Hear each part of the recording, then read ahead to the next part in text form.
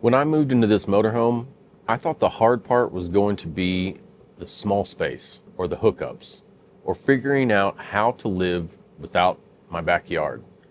I wasn't prepared for the social fallout because when I made this move, I lost some friends. Not in a dramatic way.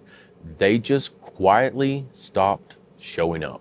I want to be careful how I say this because I'm not sitting here bitter about it. It's more of an honest observation. When you make a life choice that doesn't look like everyone else, especially when you're still working a full-time job, you're not on some viral road trip. Some people simply don't know what to do with you. Because the RV fantasy, you absolutely know what I'm talking about.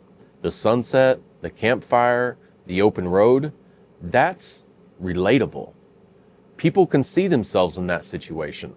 But paying bills from a motorhome, going to and from work, doing laundry, and calling a parking spot home, that doesn't fit the box most people expect.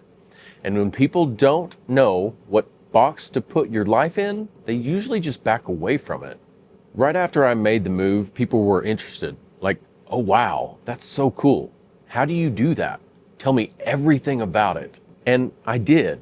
I was excited, and I wanted to share it. But a few months in, once the novelty wore off for them, the check-ins got quieter.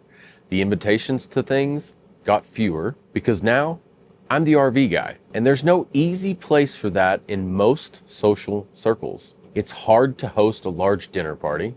You can't be someone's emergency contact with full confidence. You can't just run by someone's place because your place moves. All the casual, low-stakes social infrastructure that most adult friendships are built on, you don't have easy access to that anymore. And I get it. It's not that those people are bad friends. Adult friendships are built on proximity and routine. Take those away and you find out which connections were actually deep enough to survive without them. But here's what I didn't expect. The people who stuck around and the new people I've met since hit different. That's something about living unconventionally that filters for a certain kind of person. People who are curious instead of skeptical, who think interesting instead of that's irresponsible, who can have a real conversation about trade-offs and what makes a life worth living. I've had more honest conversations about money, purpose, what people actually want in their lives in the past couple of years while living in this motorhome than in the 10 years before it. And a lot of those conversations have been with people in the comments of this channel, which is still kind of wild to me. If you've been here since the early videos, you're part of this, and I mean that. If you're thinking about doing something like this, or you're in it and you're feeling the quiet isolation, two things. One, it's real. The social cost of living differently is real. Anyone who tells you it doesn't matter hasn't felt it yet. And two, it's survivable.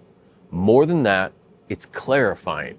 You find out who actually wants to be in your life, not just in your orbit. That's uncomfortable. But straight up, I'd rather know than not know. Drop a comment below and tell me, did you lose anyone when you made a big life change? It doesn't have to be RV related. I want to know if this is an RV thing or a doing something different thing across the board. If you're new here, I'm Jonathan. Full-time job, full-time motorhome. Subscribe if you want the unfiltered version of this life. Don't forget, the ordinary days are usually the ones we miss the most later. So slow down when you can. Look around and soak it up where you're at right now. I hope to see you in the next one.